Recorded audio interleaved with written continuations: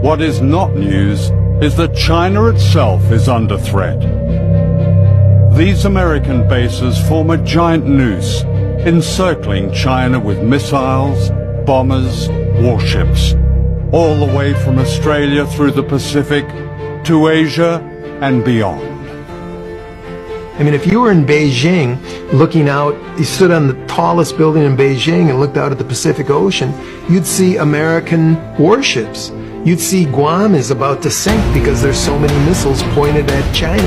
You'd look up at Korea and see American armaments pointing at China. You'd see Japan, which is basically Japan's a glove over the American fist.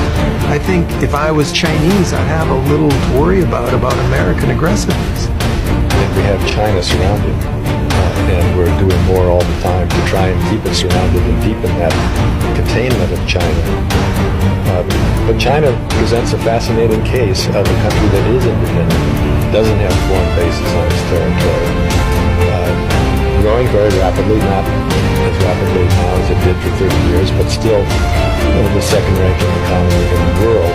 We have an adversary, and that adversary is China, and that adversary, unless there is dramatic reform inside China, will be our enemy someday.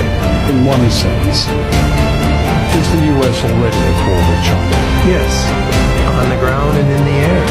The winner of the Nobel Peace Prize, President Barack Obama, has committed to trillions of dollars to our nuclear arsenal.